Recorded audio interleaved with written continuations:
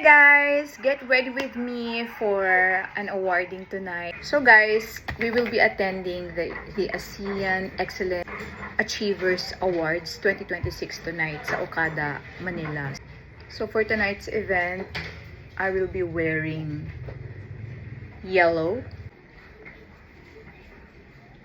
So guys, recently I bought this liquid foundation, Estee Lauder. Okay, halata naman sa look ko siya binili sa SM Aura.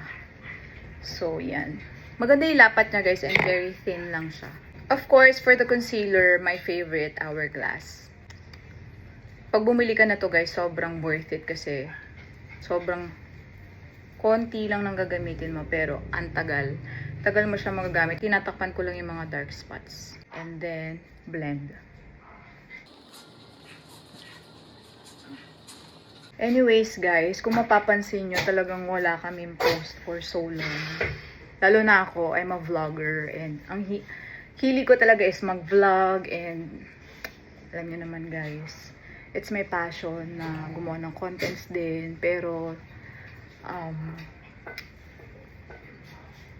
ngayon lang ulit kami bumabalik kasi syempre nag-grieve pa kami sa pagkawala ng papa namin, pero time to stand up again and go back to our work. And I think August is, kasi nga August will be is our anniversary, August 29. So let's start with the eyeshadow. So itong awarding na to guys, I wanna shout out to Ma'am Benadine. Thank you so much. And to all the jurados or to all the people who's still believing in us. Okay guys, so yung award namin guys, it's ASEAN Excellence in World Class Performance Award. So maraming salamat po. Thank you so much for this recognition. But anyways guys, mamaya na ako magdadaldal. Kailangan natin umpisahan ng ating eyeshadow. I'm using this Dior palette na nabili ko pa sa US. Hindi ko pa siya nagamit. Actually, ito yung peg ko guys. Papakita ko sa inyo. So, yan. Hopefully, ma-achieve natin. Pero, I'll try my best. Of course, umpisa natin with the lighter brown na magiging base natin sa ating eyelid.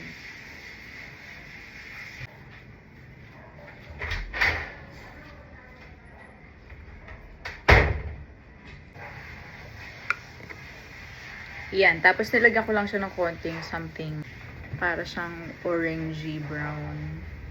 So, kung ano yung nilagay ko doon, nilalagay ko lang din sa under eye ko. Then, kuha tayo ng medyo flat na brush. And then, let's use this darker brown.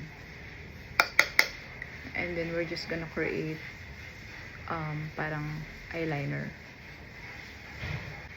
So, yun na nga guys. Dahil nga, kami ay hopefully nagbabalik na sa work namin, and I am praying and hoping and manifesting that there will be, you know, more shows for the Four Sisters. Oh, actually, this is our first ever award as Four Sisters.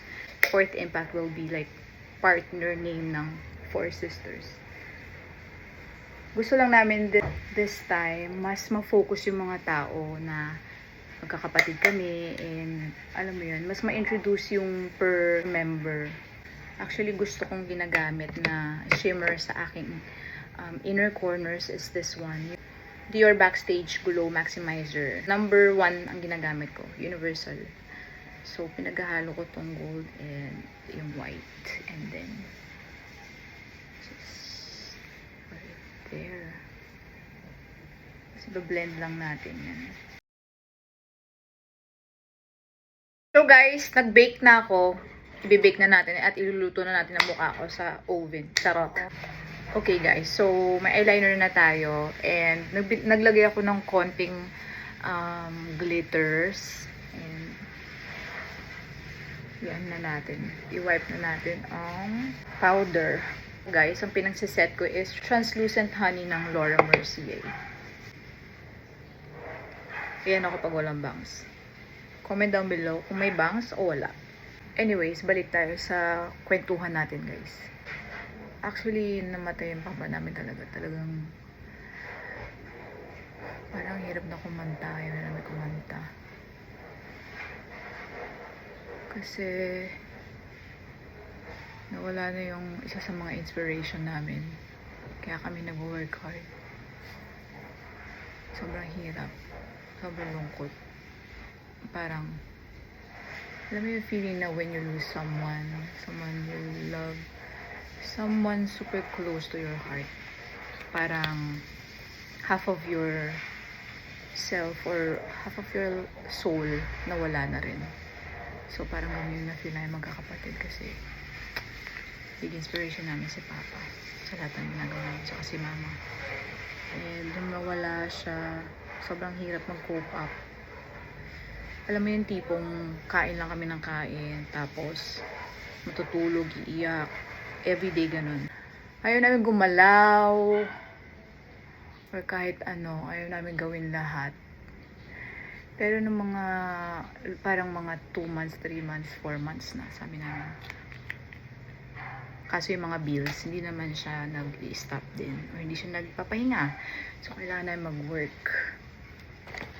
And buti na lang nandiyan yung mga dreamers namin sa ibang bansa na, alam mo yun, continuous yung support nila. And sila yung nagpapalakas sa ang loob namin.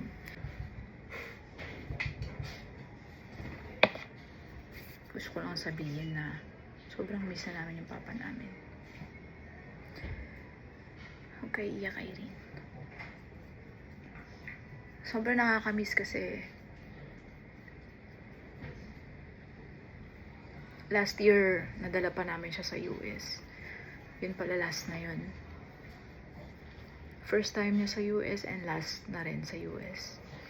And lahat ng kinantahan namin kasama siya. So, sabi ko, okay, iyak eh. Naalala ko yung mukha ni Papa pag kumakanta kami, sobrang saya niya.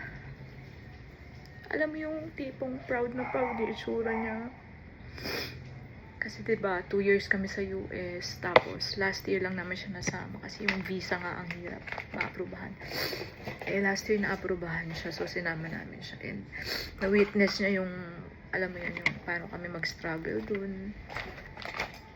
May nakita niya paano yung buhay namin sa US na hindi madali.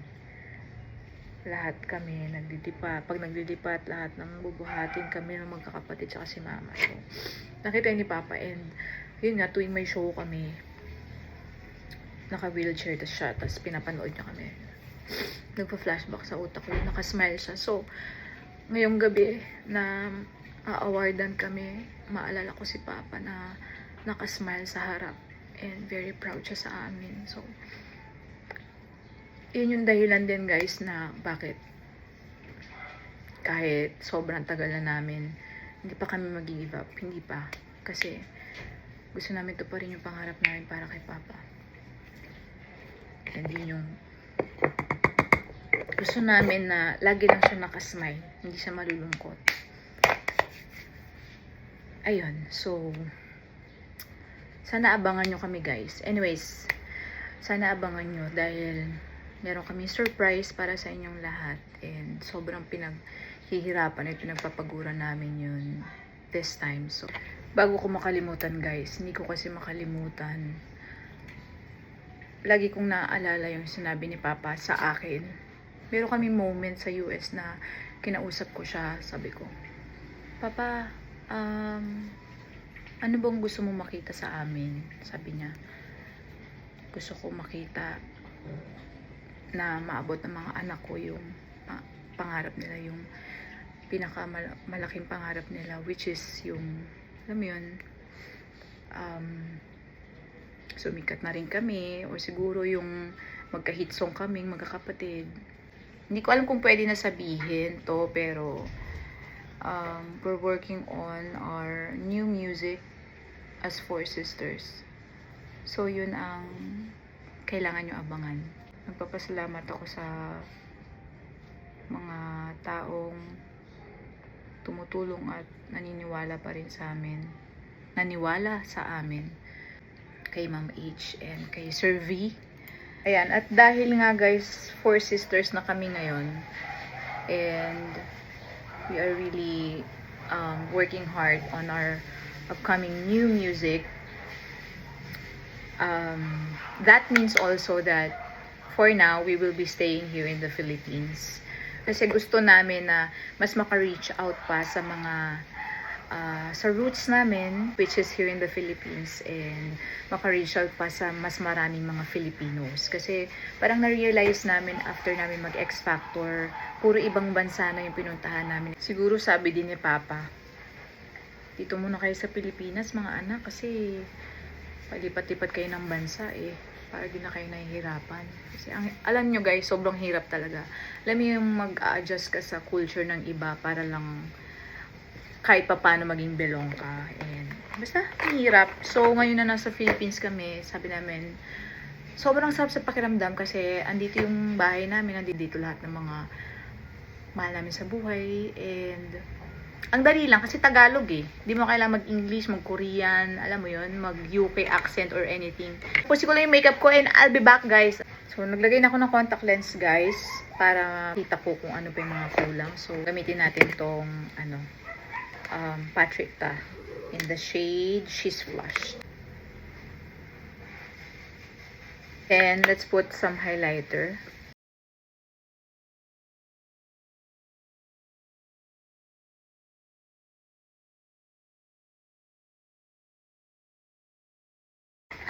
For our lippies, let's use this Dior. For the final touch, of course, setting spray from MAC. Guys, so I'm done with my makeup and my hair. So let's change and I'll be back. This is my final look, guys. Anyways, guys, this is my gown and I'll see you sa Okada.